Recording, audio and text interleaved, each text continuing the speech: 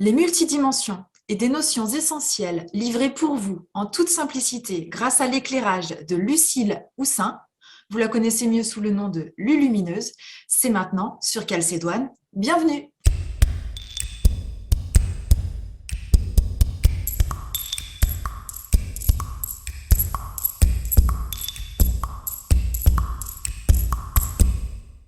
Bonjour Lulu! Salut! Merci beaucoup d'avoir répondu oui à mon invitation pour ici répondre à quelques questions que j'ai très envie de te poser. Merci pour la spontanéité de la réponse et merci déjà pour tout ce que tu nous transmets, tout ce que tu diffuses et tout ce que tu partages depuis de nombreuses années déjà. Ouais, ça ne me rajeunit pas. Mais ça ne se Merci, voit pas. Écoute, tu es toujours aussi lumineuse. tant mieux. C'est vrai que souvent on dit ah, elle est tellement jeune et je me dis ça fait 10 ans qu'on me dit que je suis jeune. C'est cool, C'est ça génial. ouais, c'est sympa. Écoute, merci beaucoup à toi. J'ai adoré comment dire l'énergie qui était diffusée dans cette demande et j'ai sauté dedans. Voilà. Alors, c'est vrai que les personnes qui s'intéressent à la spiritualité, qui se questionnent, tombent toujours forcément à un moment donné sur ce que tu transmets parce que tu as en toi des connaissances ancestrales multidimensionnelles que tu diffuses largement et en toute simplicité, ce qui rend accessible les informations. Euh, et de ce fait, on peut mieux les intégrer et plus se les approprier et mieux vivre avec aussi. Donc j'avais envie pour ce temps ensemble que tu puisses nous dessiner une espèce de map monde multidimensionnel dans laquelle on pourrait se localiser quand on est ici et là. Euh, voilà, de manière à rendre aussi cette vision-là peut-être plus sensitive, quoi. Est-ce que tu peux nous faire ça, Lulu? Carrément, carrément. J'aime bien quand je t'entends là dire ça, ça me fait hyper bizarre d'entendre ça. Tu vois? Et après, je me dis, ah ouais, mais c'est vrai, mais ça fait bizarre de l'entendre. Euh, c'est vrai que c'est bizarre. Mais moi, je suis vraiment très heureuse dès qu'il faut partager justement ces connaissances-là. Et ouais, je suis partante de faire une map ultra simplifiée. Ultra simplifiée, mais par où commencer? Est-ce que tu as une idée? Tu voulais avoir Oui, alors effectivement, en simplifié, parce que c'est vrai que là, l'idée, c'est vraiment de faire un dessin et de si on veut aller creuser dans chacun des mondes, chacun des univers, chacune des dimensions, on peut trouver tout ça dans plein de vidéos qui existent déjà de toi, des articles que tu as fait là-dessus, même des audios aussi qui nous emmènent en voyage. Donc voilà, on peut vraiment aller s'y intéresser plus en profondeur. Mais là, l'idée, c'est vraiment de peut-être de mettre voilà, qu'est-ce qui se passe là-haut, qu'est-ce qui se passe dans la terre, voilà, un petit peu ça. Ok, alors je vais y aller comme ça me vient. Oui, Je dirais qu'on peut partir déjà d'une base, on va dire la source. On part de la base, de notre mère, de notre père, voilà, de tout ça. De l'intelligence amour universelle qu'on appelle Dieu, le Tao ou l'univers, comme vous voulez. De toute façon, c'est qu'une mode. Les noms changent en fonction des modes et des générations. Donc ça, là, la source qu'on représente par un point unique, par l'un, par l'unique, le pouvoir unique, qui est le pouvoir de l'amour, qui se diffuse dans diverses strates. Donc on va avoir, sans notion d'espace-temps, cette source-là qui est multidimensionnelle, omnisciente, omniprésente, omnipotente, toutes les qualités divines. Puis ensuite, cette source-là, eh bien, on va dire que c'est un son qui va avoir une réverbération, qui va dégager des longueurs d'onde. Ces ondes-là, ça va se fractionner, ce qu'on appelle cet univers fractal, et ça va créer des strates. Ces strates-là, elles ont diverses densités, puisqu'en fait, plus on s'éloigne du champ harmonique de l'unité de la source, et plus il y a des disharmonies. Et ça, vraiment, si je peux conseiller une lecture là-dessus, ça serait vraiment le Silmarillion de Tolkien, parce qu'il part de la création du monde en mode chant, et je trouve que c'est très bien expliqué là-dedans. Et donc, dans ces dissonances finalement rencontrées par l'opposition, c'est-à-dire que la source vient s'opposer elle-même dans ces tentacules, en fait, qui viennent se dissoudre dans une dimmensité, tu vois, dans une dimension, dans une densité. Enfin, je dis dimmensité, mais Ouais. différente. Tu vois. Et petit à petit, on va créer toutes les strates, toutes les couches de la création. Et donc, finalement, ces couches et ces strates de la création, nous, on en a accès, en fait, on a la totalité à l'intérieur de nous, mais on conscientise pour la majorité d'entre nous, actuellement, l'humain sur la surface de la planète, par exemple, il conscientise uniquement la strate de la matière, de ce qui est pour lui la matière. Dans ses origines, il avait conscience d'avoir un lien avec toutes les strates qui relèvent de l'invisible pour lui. Et donc, ce lien-là, il en parlait, c'était l'âme. Ça a donné d'ailleurs des sciences comme la psychologie. En fait, ça parle de l'âme à la base. Et donc, il a accès comme ça à cette strate du temps et matière, mais finalement, ce n'est que de la matière et de l'espace, parce que c'est la matière et l'espace qui créent le temps. Donc, lui, il vit une certaine expérience du temps dans cette harmonique, d'accord ? Cette densité-là, cette strate-là, disons que ça crée un espace de jeu pour lui qui marche comme ça. Le truc, c'est qu'on peut tellement se prendre au jeu qu'on peut croire qu'il n'y a que ça. On va dire que c'est là qu'on se retrouve bloqué dans le game un petit peu.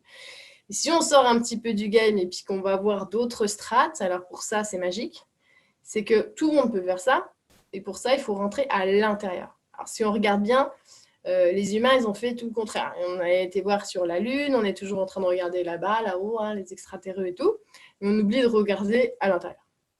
À l'intérieur, il se passe qu'il y a divers sens qui ne sont plus des sens physiques, justement, qui sont des sens subtils qui nous permettent de communiquer avec d'autres strates.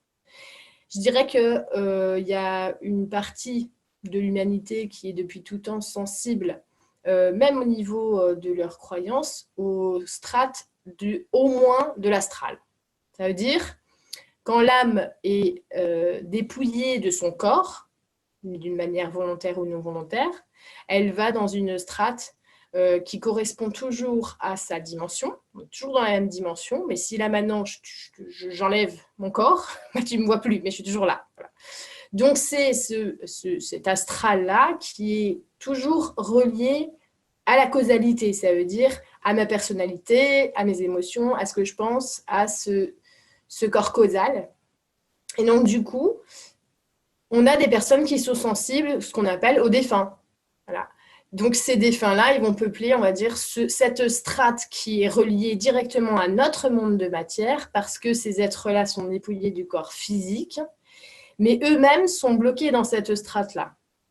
Quand on va vers une strate supérieure, ça veut dire qu'on se dépouille du corps mental qui nous rattache à cette strate, du corps émotionnel, et qu'on rentre plus loin encore dans une strate supérieure, dans les centres divins, dans les centres cosmiques, directement ce qui touche à notre cristal intérieur, notre source, parce qu'il touche à la source, on monte déjà dans une autre strate, voilà, et on va dans les mondes entre deux vies, on va dire les mondes des maisons, les mondes d'accueil, sur lesquels j'ai beaucoup parlé, mais là aussi, il y a divers strates, il y a divers harmoniques dans ces mondes-là.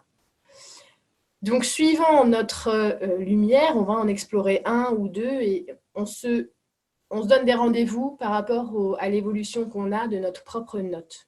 Puisque tout fonctionne par attraction, eh bien, nous nous rendons dans les strates qui correspondent à notre vibration directement. Voilà. Donc, tout est mathématique dans l'univers. Tout fonctionne par résonance. Donc, dans ces strates-là, voilà, c'est pour ça qu'on a, on va dire, des strates supérieures, où en fait, la matière est totalement dédensifiée, par rapport à nous aussi. Cela ne veut pas dire qu'il n'y ait pas une matière quand même pour eux.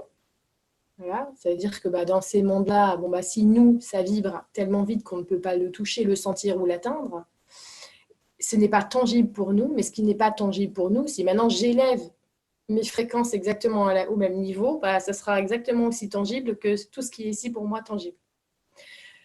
Donc, on a diverses strates comme ça qui font partie des entre-deux-vies, des mondes des maisons, etc. Et on va aussi atteindre des strates où il y a des êtres qui, eux, ont évolué, parce qu'en fait, on fait un mouvement descendant pour venir dans la matière, puis après, on fait un mouvement ascendant.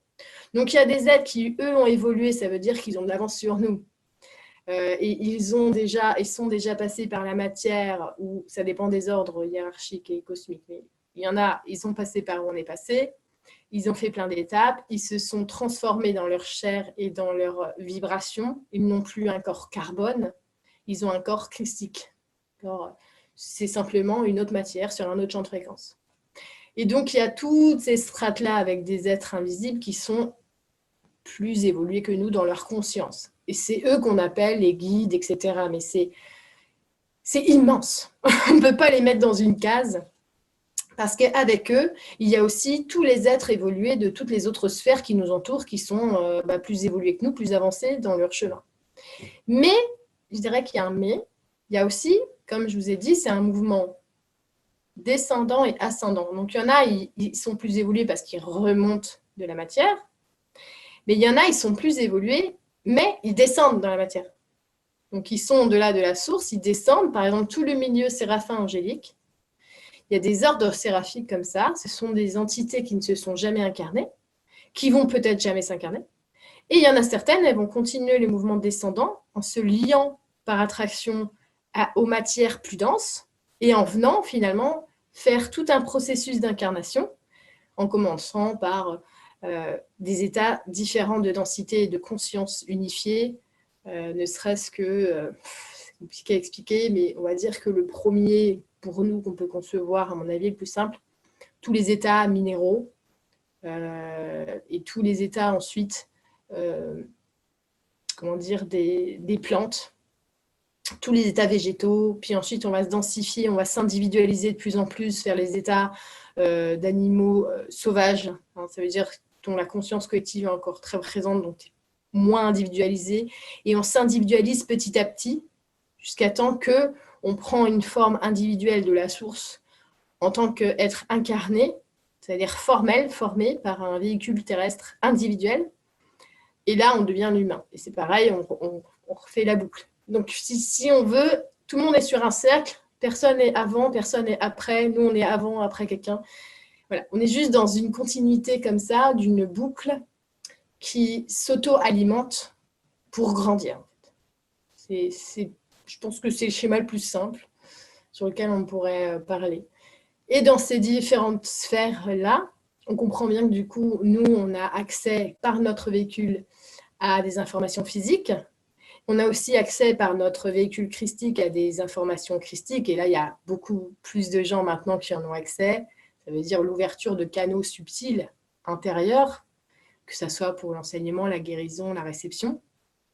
On voit bien que les informations, elles deviennent de plus en plus subtiles. Et que nous, on devient les vecteurs de ces informations subtiles puisqu'on s'est ouvert à ce champ-là, à ces champs. Ça vient d'un processus de purification de la densification qu'on a subi, qu'on a eu, parce qu'on a envie quelque part de remonter, parce que ce qui nous anime, c'est de remonter à la source, puisque ce qui nous anime, c'est la source en nous. Dans ce processus-là, pour les gens qui sont sur la surface des planètes, il y a un besoin de rentrer à l'intérieur de toi. Et par extension, c'est exactement la même chose qui se passe pour la sphère. C'est-à-dire que une humanité qui rentre à l'intérieur d'elle ouvre des portes et va ouvrir les portes de sa propre sphère et va un jour habiter dans sa planète. C'est déjà arrivé ici puisqu'on est... il y a eu bien plus qu'une trentaine au moins de civilisations qui sont passées ici avant nous, donc on est très très loin d'être les seuls. Beaucoup ont ascensionné, d'autres sont disparus. Mais tout se recycle, il n'y a pas de fin. Et donc, il y en a, nos ancêtres sont déjà dedans. Et on a essayé plusieurs fois d'aller leur dire coucou, mais c'est pareil, c'est une question de vibration et on ne va pas comme ça dans un palais enchanté sans avoir fait un minimum de travail avant. Voilà.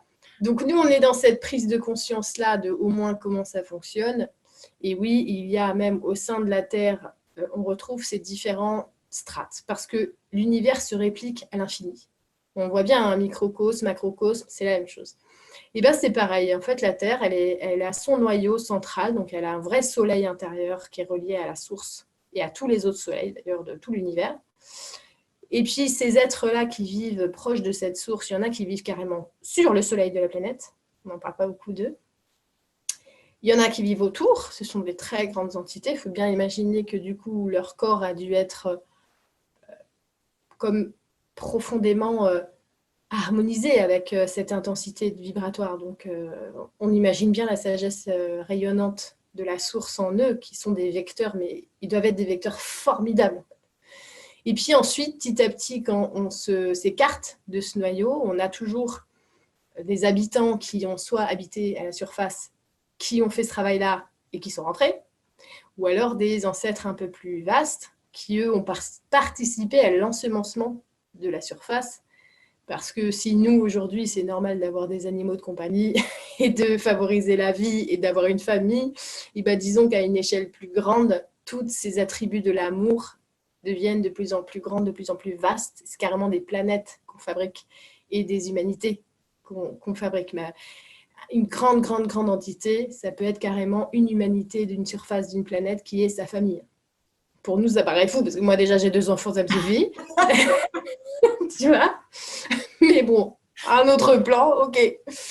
Et donc voilà, et puis quand on va de plus en plus à l'extérieur des strates, on finit par des personnes plus superficielles, comme nous, qui habitons à la surface. Et puis bah, c'est normal parce qu'il faut qu'on touche cette superficialité pour rentrer à l'intérieur. C'est juste une étape dans le processus d'évolution, c'est ni moins bien ni mieux, c'est comme ça. Voilà. Waouh, magnifique dessin là que tu nous fais là. Euh, avec cette vision de tout se réplique à l'infini. Enfin, voilà, du coup, c'est vachement plus palpable expliqué de cette manière-là. Merci, Lulu. Euh, justement, à travers, quand on rentre à l'intérieur de soi, comme tu viens de l'expliquer, ou ce qui nous permet de pouvoir aller potentiellement dans d'autres dimensions, euh, il n'empêche qu'on est ici à la surface, comme tu viens de le dire. Comment ne pas se perdre? Comment est-ce que tu as un conseil à nous donner sur voilà, comment rester ici et ne pas s'égarer à un moment? S'égarer dans le sens, tu veux dire fantasmer quelque chose? Ouais, ouais, ouais, ouais. Ouais, c'est une bonne question. Tout ça, c'est du domaine de l'individualité et de la personnalité, parce que la personnalité, elle va toujours chercher à voir qu'elle est incroyable. Elle veut être fière d'elle, elle veut être l'élu. Et donc, elle peut facilement inventer des mondes avec des histoires de fous qui, bien sûr, la mettent en victime ou la mettent en sauveur, mais lui donnent une histoire à la Hercule magnifique, tu vois. Donc la personnalité, finalement, si on conjugue avec elle, elle va toujours nous trouver des super scénarios de films, mais en fait, la personnalité, il ne faut pas oublier qu'elle se nourrit de l'individualité. Donc l'individualité a accès, elle, à des véritables informations, mais qui sont totalement dépersonnifiées, qui sont aussi désintéressées et qui sont remplies d'amour et de la vraie humanité divine. Ça veut dire que ce que je touche, ce que je vois, ce que j'entends, élève ma conscience et non pas nourrit mon ego. Ça, c'est l'individualité. Ensuite, la personnalité, si on a accès à ces strates-là, elle va se dire waouh, je suis quelqu'un d'important parce que j'ai le droit d'aller là. Et après, je vais m'inventer un super personnage. Et puis, je vais me donner un nom parce que j'ai cru l'entendre. Et la personnalité, elle peut vite se construire quelque chose parce qu'en fait, elle est toujours à la recherche d'une sécurité et d'un tangible. Or, l'individualité, elle ne recherche pas de réponse pour se satisfaire, se sécuriser ou pour mettre un terme à une quête. L'individualité, elle est dans une exploration permanente, elle est dans un émerveillement permanent. Elle sait qu'elle ne sait rien, mais elle est le vecteur d'un savoir qui la transperce, en fait, qui transite à travers elle. Et elle ne va jamais essayer de faire de ce savoir une possession, parce qu'elle sait qu'elle ne peut rien posséder, en fait. Que tout ce qui l'alimente, par exemple, moi, mon corps, là, je suis mon corps enveloppe une partie de mon être pour que je puisse expérimenter la matière, mais mon corps, il m'a été prêté, il ne m'appartient pas. Et la personnalité, elle va se placer sur le corps, elle va dire c'est mon corps, c'est moi, je suis comme ça. Et voilà, on va avoir des dérives justement de la personnalité parce qu'elle possède les choses. Alors que en réalité, il n'y a absolument rien qui n'est pas périssable, si ce n'est la source elle-même. Et d'ailleurs, hier, mon mari me disait, moi, ce que j'ai vraiment envie de transmettre à mes enfants, c'est pas des biens matériels, c'est pas, vous aurez ça, vous serez à l'abri, c'est de l'amour. Et comme ça, si je dois disparaître, il restera l'amour. Et je lui dis, mais c'est la seule chose qui ne disparaîtra jamais, qui reste. Et en fait, si tu donnes l'amour, si tu es l'amour, tout le reste va se placer autour de ça. On n'a pas besoin d'avoir une autre sécurité que ça. Si à tes enfants, tu donnes tout l'amour du monde, tu peux leur donner des biens matériels et tout pour les mettre à l'abri, ça ne fera pas pour autant des gens heureux. Si tu donnes tout l'amour que tu es, et que du coup, eux, ils vont avoir cette vibration-là et ils vont se syntoniser avec ça, donc ils vont être tout cet amour-là. Le jour où tu pars, ou le jour où il y a une séparation, il n'y a jamais, jamais, jamais de séparation avec l'amour. L'amour, il reste pour toujours. C'est le lien inaliénable, fondamental de l'univers, et on sent bien que c'est la source inépuisable qui pourvoit à tout. Et je me suis dit, c'est formidable parce que imaginez, là on le dit pour nos enfants, mais imaginez pour les uns et les autres, qu'on est comme ça avec les uns et les autres. Il n'y a plus d'histoire de pays, de possession de terre, de plus d'argent, de moins d'argent. Il n'y a que l'amour qu'on se transmet qui est vrai, qui est là, qui n'attend rien. Donc si on comprend ça, on comprend toutes les strates de l'amour et on comprend que l'amour, il a créé un monde pour comprendre ça. et c'est tout. Voilà. Donc la personnalité, elle est quelque part dans une toute petite proportion de la vérité de cet amour-là, en fait. Waouh. C'est ultra parce qu'en plus tu réponds à une question que je voulais te poser justement au sujet de l'amour et du coup la réponse est absolument merveilleuse. Et elle fait tellement de bien à Ça fait sentir. du bien, c'est vrai, de se connecter à ça. Ouais. Ouais, vraiment. Euh, il me semblait, voilà, du coup, j'avais envie effectivement que tu nous redéfinisses cette notion de l'amour. Voilà, tu viens de le faire. Et dans la continuité, il me semble que la vérité est à redéfinir aussi, cette notion de vérité. Puisque la vérité, a priori, est censée comprendre tout, autant que l'amour. Est-ce que si on arrivait à redéfinir et à mieux intégrer une nouvelle définition de la vérité, est-ce qu'on n'irait pas vers de la non-dualité? Bah oui. Mais la vérité, avec un grand V, c'est Ouais, l'amour, en fait. En fait, nous, on a dissocié les mots parce qu'on est des êtres opaques. Et on a mis on dit paix, on dit lumière, on dit vérité et on dit amour. En fait, tout ça, c'est pareil. C'est la même chose. Mais on a besoin de dissocier ces courants-là pour les comprendre sur notre niveau. Et c'est exactement l'histoire du début, c'est que la source, elle a créé des dissonances. La source, elle est une. Tout ça, c'est un. Mais quand elle s'étend, elle s'étire dans les strates, elle se divise.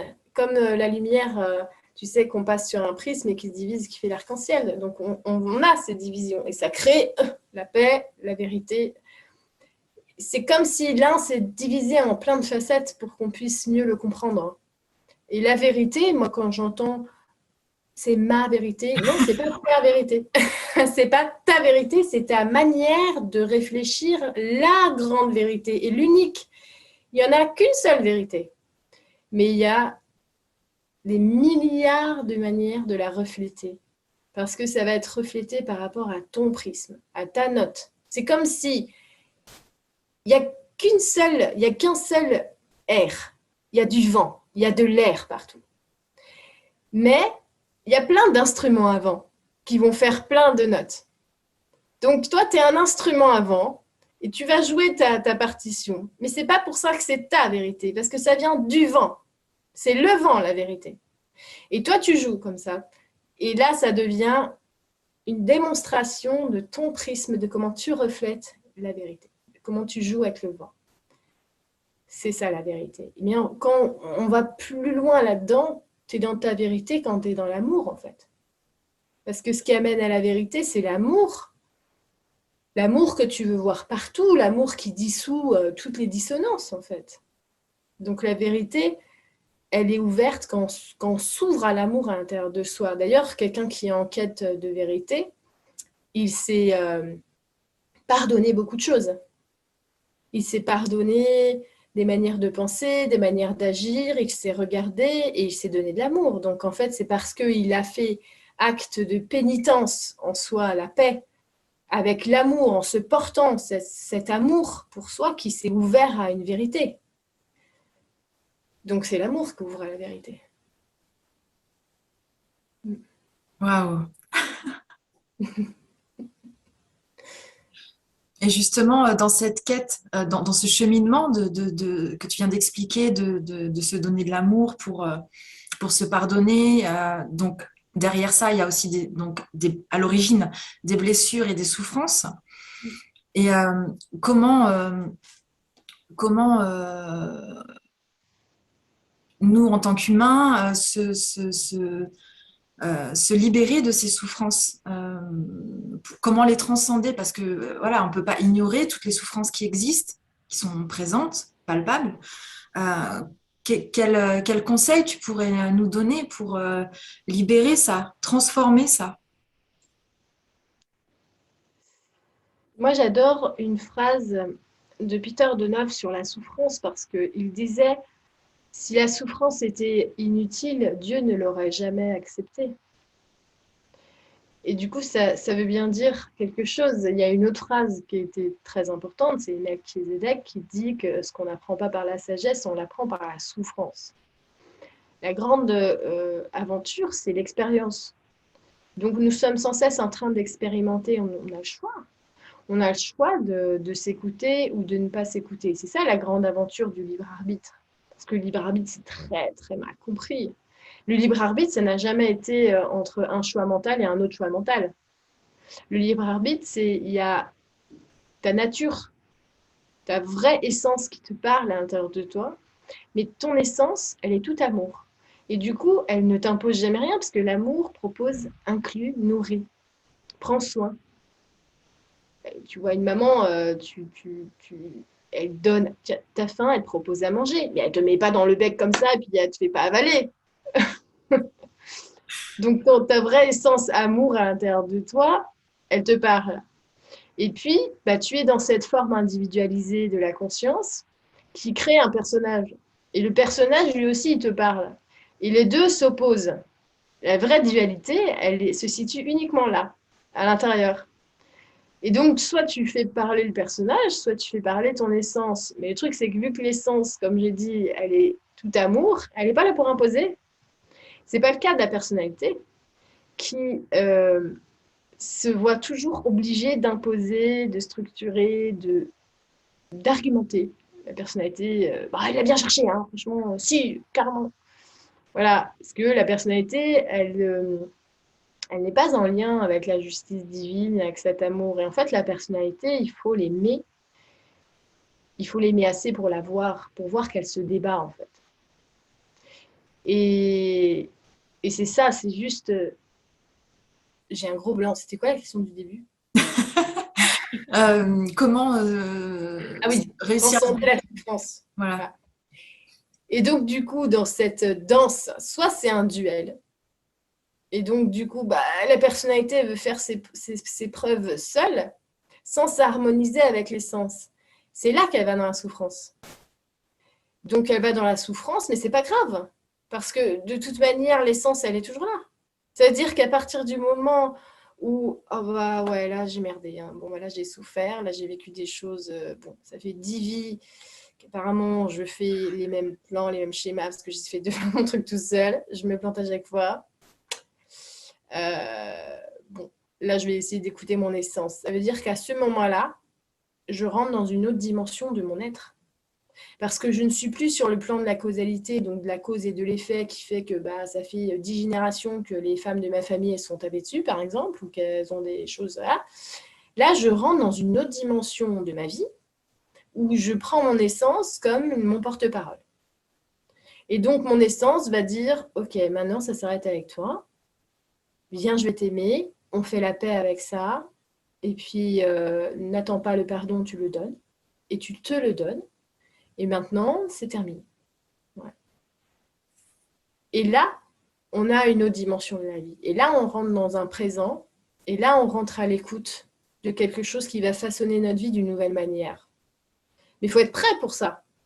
Tu vois? Donc, toutes ces séquences et ces épisodes de souffrance, c'est juste que des fois, on n'est pas prêt à accepter la lumière à l'intérieur de nous parce que finalement, c'est la chose qui nous fait le plus peur au monde, en fait, de s'écouter.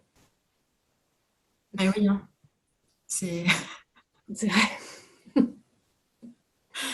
J'ai envie de rebondir aussi sur les enfants. Tu en as parlé tout à l'heure.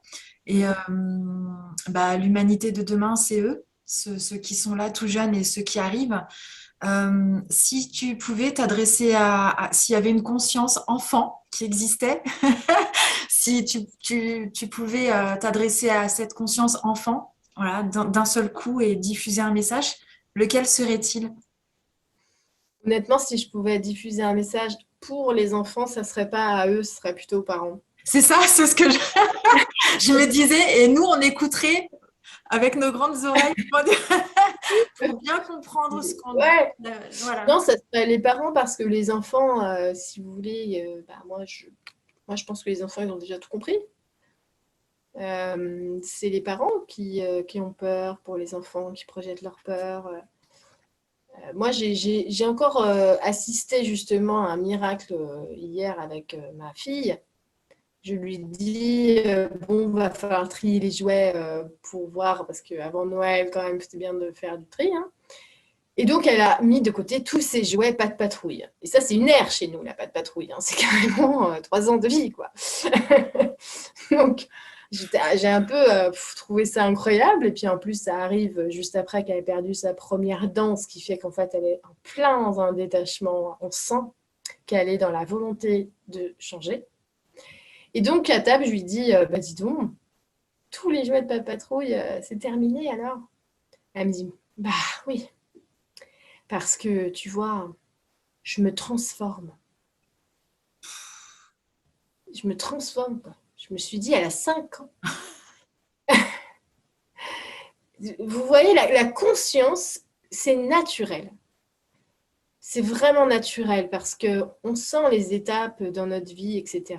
Et ça vient naturellement. Que les parents, ils essayent toujours de faire le travail inverse. Ah, il serait peut-être temps de te séparer de ça parce que là, maintenant, tu es une grande fille. Hein. Alors, hein. Donc là, c'est terminé. Ah, attention, tu rentres. Maintenant, tu rentres au CP, donc alors ça va être comme ça. Voilà. Donc, si vous voulez, c'est des étapes, mais qui ne sont pas mises sur le rythme de l'âme. Elles sont mises sur un rythme banalisé, normalisé, qui ne convient pas forcément à tous les enfants. Et moi, je ne peux que constater que les enfants, si vous les laissez être profondément ce qu'ils sont, ils conscientisent les changements dans leur vie, mais on n'a même pas idée à quel point. On n'a même pas idée à quel point. C'est fabuleux, franchement. Donc c'est ça, je dirais aux parents, mais apprenez de vos enfants, regardez-les. Mais si vous voulez qu'ils poussent bien, faites votre travail à vous à l'intérieur. C'est plus important. C'est vous, votre travail en vous. Moi, j'ai par exemple, ce travail-là de pardonner. Il y a une toute petite anecdote. Hier soir, j'étais dans le bain avec eux. Et je dis, comment ça s'est passé chez vos amis? À un moment donné, on était en trampoline et puis Ambre, elle a eu mal parce que il y a un petit copain qui a sauté sur elle sans faire exprès. Donc, on lui a tous demandé de dire pardon, mais lui, il voulait pas dire pardon, il s'est mis à pleurer. J'ai dit, ah bon, vous avez tous demandé, mais qui? Elle dit, bah oui, même la maman, et puis bah, nous, les copains. Et je dis, d'accord, mais qu'est-ce qui s'est passé ensuite? Alors, Lino, il me dit, bah, moi, je suis allée voir la maman, et je lui ai dit, tu sais, ce petit garçon, il est très timide, pour lui, c'est trop difficile de dire pardon, il ne peut pas, donc faut laisser. Je me dis, ok. Et ensuite, ma fille, elle me dit, oui, alors moi, je lui ai dit, tu peux écrire une lettre. Parce que moi, quand j'arrive pas à dire pardon, j'écris une lettre, après je la donne et voilà.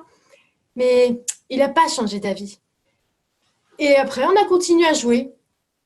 Et je me suis dit, mon Dieu, mais voilà, ça veut dire qu'il y a un épisode d'apprentissage immense dans la vie de ces enfants. Donc, de tous les quatre, ils étaient quatre.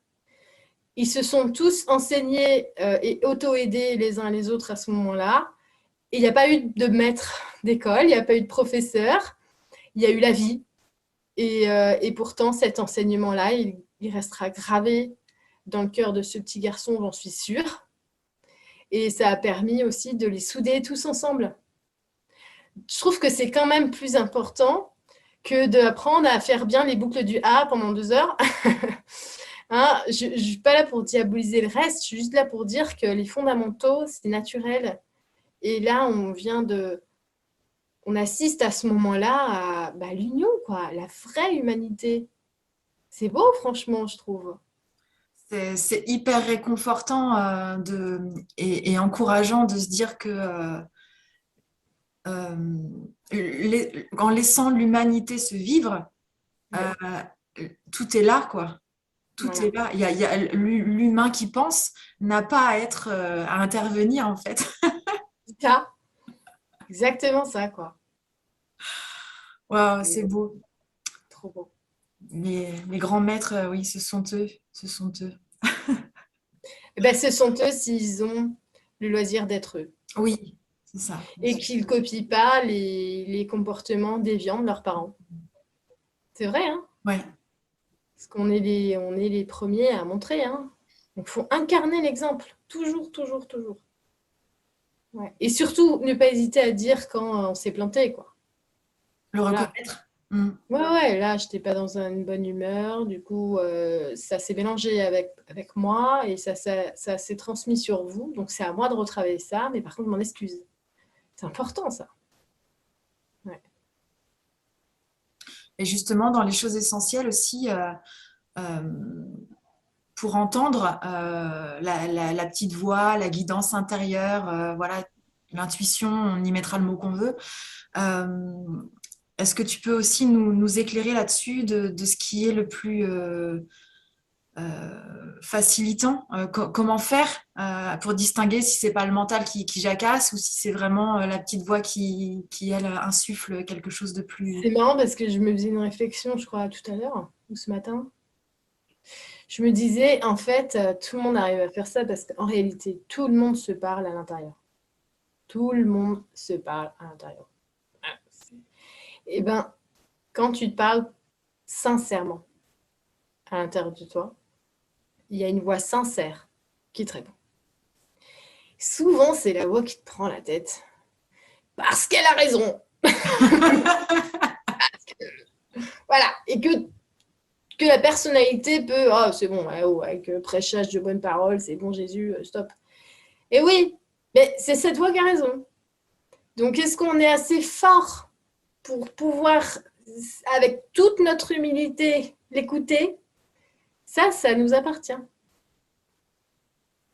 Tout le monde sait s'écouter. Je suis sûre, certaine, tout le monde dialogue avec soi-même et tout le monde peut ressentir quand est-ce que, en fait, on repousse la voix de la sagesse en nous. Ouais. Waouh! Merci infiniment, Lulu, pour ce temps partagé, pour la simplicité avec laquelle tu nous transmets toutes ces connaissances qui permettent l'éveil des consciences. Voilà, la contribution que tu offres si puissante. Et je suis hyper heureuse d'avoir partagé ce temps avec toi. Moi aussi. Alors, on peut te retrouver, voilà, je vais mettre les liens autour de la Hmm. vidéo. Il y a plein de choses qui existent. Et à propos des enfants, il y a l'audio j'ai perdu le nom, l'histoire d'Ambre. Ah oui, la saga des Oui, aventures de Ambre. Mais tu sais qu'en plus, j'ai relu hier, parce que je suis en train d'en faire un livre depuis des mois. Et j'ai relu le génial. livre hier. Oh là là, j'ai trop hâte. Mais même rien que pour moi de l'avoir, je te Ah, jure, mais oui, j'aurais mais parce tellement que envie. c'est rien que en écoutant déjà cette saga audio, déjà c'est destiné aux enfants, mais aux enfants que nous sommes aussi, quoi. Hein, parce que Ah oui, c'est vraiment, sûr. ah ouais. C'est clair. Ouais, je pense que celui-là, il va voir le jour en 2022, je le souhaite. Et en fait, je suis en train, non seulement je veux on en fait un livre avec une illustratrice au fait qui est incroyablement talentueuse. C'est comme toute la magie que tu as dans ton corps, elle le dessine. Et donc, ça va être le livre déjà, il est fantastique, mais on a décidé de créer un univers justement, au moins une page web où il y a l'univers justement de tout ça, et que les enfants ils puissent même nous écrire, pour qu'on puisse répondre à des questions les plus simples des enfants, quoi. Tu vois? Et voilà, moi j'ai vraiment envie de prendre du temps pour répondre aux enfants. Voilà. Ça me ferait un autre cadeau dans ma vie, vraiment. Ouais. Génial, de belles choses en 2022 encore et encore alors. Ouais. Eh Ouais. ben, tout le meilleur pour ça, Merci, toi aussi. ici, là et partout. Voilà. Et puis, avec joie de te retrouver bientôt, Lulu. Je t'embrasse très fort. Bisous, bisous, merci beaucoup.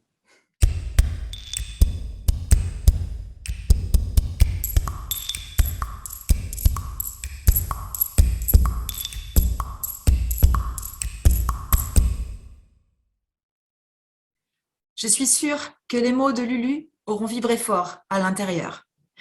Merci pour vos regards. N'hésitez pas à commenter, à partager et à liker. À bientôt.